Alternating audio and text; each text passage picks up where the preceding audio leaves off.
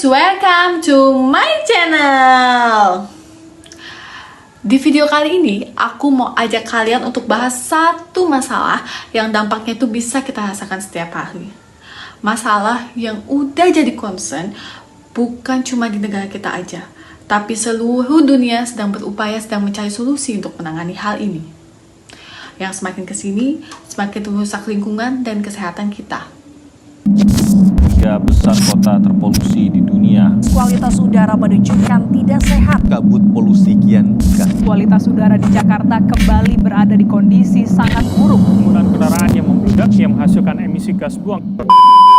Iya, jadi kali ini aku mau bahas soal memburuknya kualitas udara. Specifically, di kota-kota besar di Indonesia seperti Jakarta, kelihatan banget menunjukkan udara yang keruh, penuh polusi, dan kualitas udara seringkali berada di level yang berbahaya untuk kesehatan manusia. Kenapa hal itu bisa terjadi? Kenapa kualitas udara yang kita butuhkan untuk hidup ini semakin memburuk? Sebenarnya ada banyak hal yang bisa mempengaruhi. Tapi salah satu penyebab utamanya adalah polusi udara yang berasal dari sumber-sumber seperti pabrik maupun kendaraan bermotor. Nah, menurut laporan inventarisasi profil emisi gas rumah kaca DKI Jakarta yang dirilis Dinas Lingkungan Hidup Provinsi pada 2019 lalu, tercatat bahwa sektor transportasi menjadi sumber emisi terbesar di Jakarta, dengan menghasilkan emisi gas rumah kaca sekitar 7,5 juta ton sampai 13,3 juta ton ekuivalen karbon dioksida per tahun.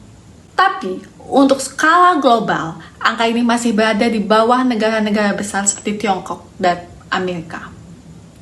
Di tahun 2022, Tiongkok tercatat jadi negara penyumbang emisi karbon terbesar mencapai 10,55 miliar ton CO2 atau setara dengan 30,69% dari total emisi global.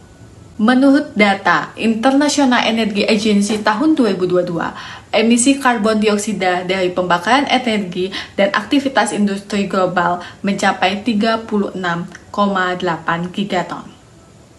Emisi ini bertambah sekitar 0,5 gigaton dari tahun sebelumnya sekaligus jadi rekor tertinggi dalam sejarah. Akibat dari kualitas udara yang buruk ini, membuat kesehatan masyarakat yang semakin terganggu. Penyakit pernapasan seperti asma dan bronkitis jadi semakin umum dirasakan. Pemerintah juga sudah melakukan beberapa cara buat mengatasi masalah ini, termasuk regulasi ketat untuk industri dan transportasi. Salah satu yang bisa kita lakukan bersama yaitu dengan mengurangi pemakaian kendaraan pribadi dan mulai naik transportasi umum.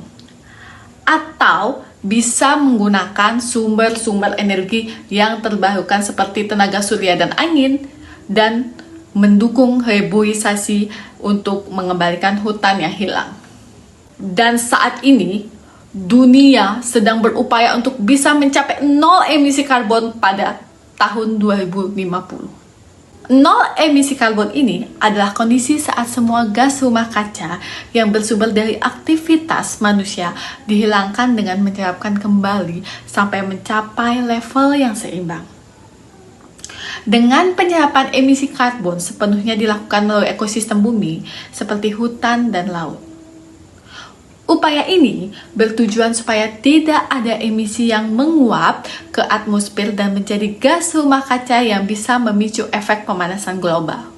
Suhu bumi saat ini ada pada 1,1 derajat Celcius, lebih panas daripada bumi di 300-an tahun yang lalu.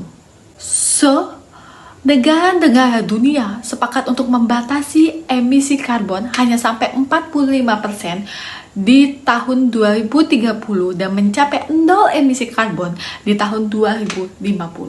Kesepakatan itu juga disebut Perjanjian Paris. Agenda global dari perjanjian ini, penelitian nol emisi karbon, dilakukan secara terus-menerus oleh ilmuwan di seluruh dunia. Jurnal Nature Climate Change edisi 20 Desember 2021 memuat 7 rumusan cara mengatasi nol emisi karbon yang adil dan berkelanjutan. 1. Salah satu laporan penelitian mengungkapkan dunia perlu dana yang besar banget buat mengatasi nol emisi karbon ini. Laporan itu memperkirakan setidaknya dunia butuh 41.580 triliun per tahun buat bisa mencapai target nol emisi karbon di tahun 2050. Wow, itu uang guys. Kita lanjut ya. Di dalam laporan itu dikatakan dunia idealnya perlu membatasi kenaikan suhu rata-rata global hingga 1,5 Celcius di abad ini untuk bisa terhindar dari dampak bencana perubahan iklim. Banyak negara yang sudah berkomitmen untuk mengurangi emisi sampai nol di pertengahan abad ini untuk ikut membantu mencapai cita-cita dunia nol emisi karbon 2050. Tapi sayangnya, sebagian besar negara diprediksi masih belum mampu memenuhi target emisi di tahun 2030. Apalagi di tahun 2050. Hal ini tidak lain, tidak bukan karena dana yang dibutuhkan sangat besar. Mungkin ini juga jadi faktor belakangan banyak orang yang beralih ke kendaraan listrik. Tapi, apa ini memang bisa jadi salah satu solusi? Bagaimana menurut kalian? Oke, mungkin segitu dulu aja ya untuk pembahasan kita kali ini. Kalau ada salah kata dan hal yang kurang berkenan, mohon dimaafkan ya. Dan yang mau koreksi atau menambahkan bisa langsung di kolom komentar. Terima kasih sudah menonton. Jangan lupa like, share, and subscribe. Bye-bye!